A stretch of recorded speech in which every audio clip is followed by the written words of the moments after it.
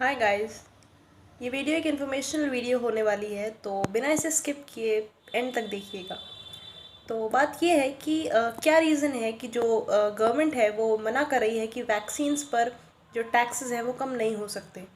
हम सभी जानते हैं कि वैक्सीन्स कितनी ज़्यादा ज़रूरी हैं इस टाइम में, जब everybody is suffering with corona virus. तो वैक्सीन तो सभी को लगवानी ही है, नेसेसिटी हो गई है अब ये।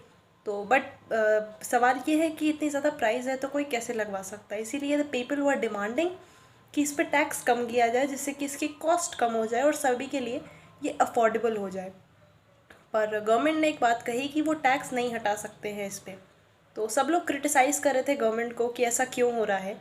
तो मैं इस के रीज़न में गई कि अच्छा ऐसा क्यों सरकार कह रही है। तो मैंने एक चीज़ जानी कि सरकार जो कह रही है वो सही कह रही है। क्योंकि अब जो मैं आपको बताने वाली हूँ वो बहुत ही ध्यान से समझिएगा। अगर आप ये समझ गए तो आप ज़रूर समझ जाएंगे कि वो सरकार टैक्स क्यों नहीं हटा रही है वैक्सीन पर। तो एक टर्म होता है इनपुट टैक्स क्रेडिट।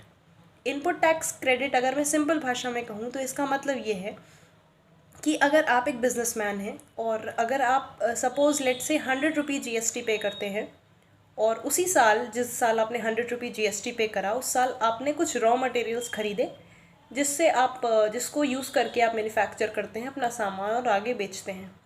अब उस गुड को फाइनल गुड को बनाने के लिए जो आपने रॉ मटेरियल लिए हैं उस पर भी आपने जीएसटी पे करा होगा। तो सरकार ने उन बिजनेसमैन के लिए ये कंडीशन रखी थी कि आप जो टैक्स अपने रॉ मटेरियल पर पे करते हैं वो टैक्स आपको वापस हो जाएगा, उसको आप वापस क्लेम कर सकते हैं। तो इसी को हम लोग इनपुट टैक्स क्रेडिट कहते हैं।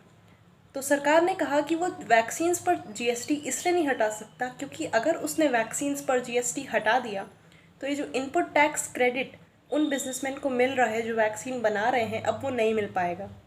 और अगर उन्हें ये फ़ायदा जो इनपुट टैक्स क्रेडिट है जो पहले मिल रहा था, अगर उन्हें नहीं मिलेगा तो वो अपनी जेब से पैसा क्यों खर्च करना चाहेंगे। वो ऑब्वियसली कॉस्ट बढ़ा देंगे। तो वो भी कॉस्ट बढ़ा देंगे वैक्सीन्स की, अगर सरकार टैक्स हटा लेगी फिर भी।